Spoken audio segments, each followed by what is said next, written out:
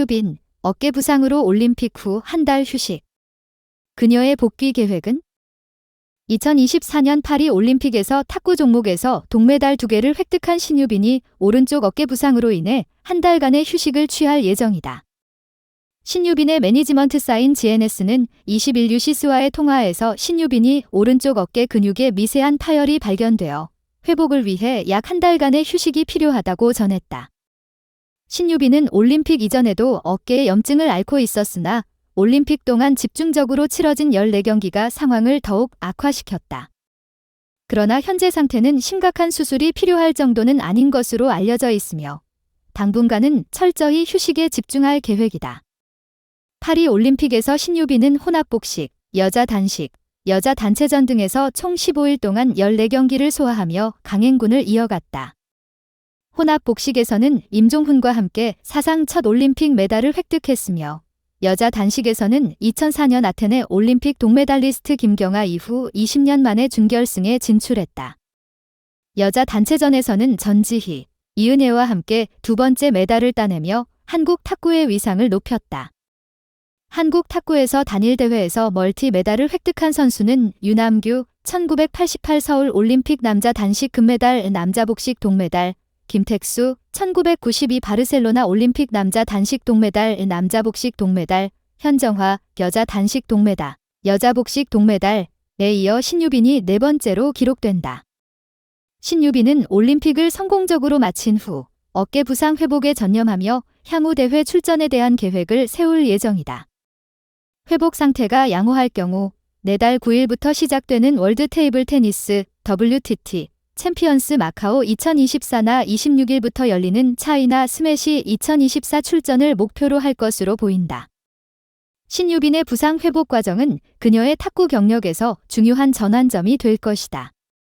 이번 휴식을 통해 그녀는 부상의 완전한 회복과 체력 재정비에 집중할 예정이다. 이는 장기적으로 그녀의 경기력에 긍정적인 영향을 미칠 것으로 기대된다. 탁구 팬들은 신유빈의 복귀를 기다리며 그녀가 다시 코트에서 뛰어난 실력을 발휘할 날을 손꼽아 보고 있다. 향후 대회 일정에 대한 계획은 신유빈의 회복 상태에 따라 조정될 수 있지만 그녀의 경기에 대한 열정과 목표는 변하지 않을 것이다. 그녀의 복귀 이후 국제 무대에서의 활약은 한국 탁구에 새로운 역사를 쓸 기회를 제공할 것이며 신유빈은 그 중심에서 한국 탁구의 새로운 전성기를 이끌어갈 것으로 기대된다. 팬들과 전문가들은 그녀의 성공적인 복귀를 응원하며 신유빈이 앞으로도 한국 탁구의 자랑이자 글로벌 탁구계의 스타로 자리매김하길 바라고 있다. 별표 손흥민, 레스터전에서 사라졌다는 평가와 함께 평점 5점 아쉬운 개막전.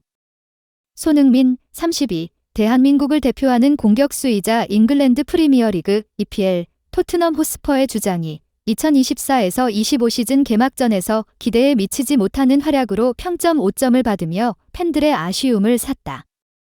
현지 시간으로 8월 20일 토트넘은 영국 킹파워 스타디움에서 열린 레스터 시티와의 첫 번째 라운드 원정 경기에서 1대1 무승부를 기록했다. 이날 경기는 토트넘이 70.7%의 점유율을 기록하며 공격적으로 경기를 주도했지만 슈팅 15개 중 7개만이 유효 슈팅으로 연결되는 등 결정력 부족에 시달렸다. 반면 레스터시티는 7개의 슈팅 중 3개의 유효 슈팅을 기록하며 효율적인 경기를 펼쳤다. 손흥민은 왼쪽 측면 공격수로 선발 출전해 92분 동안 경기장을 누비며 63회의 볼터치, 2회의 키패스, 1회의 슈팅을 기록했다. 그러나 공격 포인트를 올리지 못한 것은 물론 경기 중반 이후 점차 존재감이 희미해졌다는 평가를 받았다. 특히 영국 매체 풋볼 런던은 손흥민에 대해 초반에는 솔란케에게 크로스를 보내며 밝은 모습을 보였지만 시간이 지날수록 점점 경기에서 사라졌다고 평하며 평점 5점을 부여했다. 이는 팀의 주장이자 주요 공격수로서 기대에 부응하지 못한 것으로 풀이된다. 반면 토트넘의 다른 선수들은 상대적으로 높은 평가를 받았다.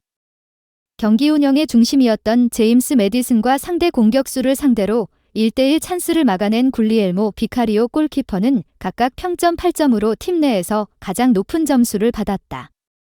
또한 토트넘에서의 첫 경기를 치른 도미닉 솔란케는 평점 6점을 팀의 시즌 첫 골을 터뜨린 페드로 포로는 평점 7점을 기록하며 긍정적인 평가를 받았다. 이날 손흥민보다 낮은 평점을 받은 토트넘 선수는 단 한 명, 브레넌 존슨으로 평점 4점을 받았다. 하지만 손흥민의 평점 5점은 그가 팀의 주전 공격수로서 그리고 주장의 역할로서 더 많은 것을 보여줄 필요가 있음을 시사한다.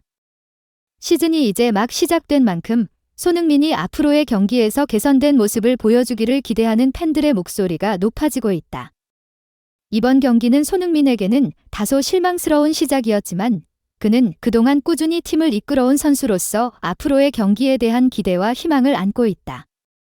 앞으로의 경기에서 손흥민이 주장의 역할을 다시금 확실히 하고 팀을 승리로 이끌 수 있을지 주목된다. 그러나 시즌이 이제 시작된 만큼 손흥민이 앞으로의 경기를 통해 다시 한번 자신의 진가를 발휘할 수 있을 것으로 기대된다. 팬들은 그가 이번 경험을 교훈 삼아 더 강한 모습으로 돌아오기를 바라고 있으며 그의 리더십과 기량이 토트넘의 성공에 중요한 역할을 할 것이라는 믿음을 여전히 가지고 있다. 다음 경기에서 손흥민이 어떤 모습을 보일지 그리고 그가 팀을 승리로 이끌어갈 수 있을지에 대한 관심이 집중되고 있다. 별표 김도영, 한국 야구의 미래를 이끌어갈 슈퍼스타로 떠올랐다. 메이저리그 MLB 팬들이 앞으로 기억해야 할 이름이 있다면 바로 기아 타이거즈의 젊은 내야수 김도영 21일 것이다.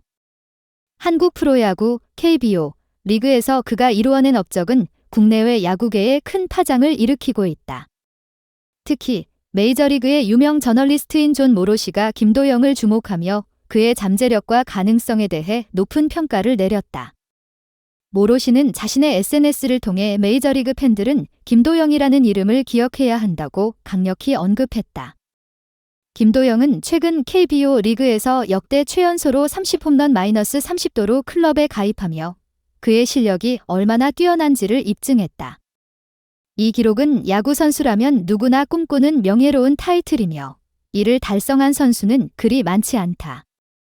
김도영 이전까지 이 기록을 달성한 선수는 단 8명에 불과하며 특히 한국 선수 중에서는 무려 24년 만에 새롭게 기록된 것이다.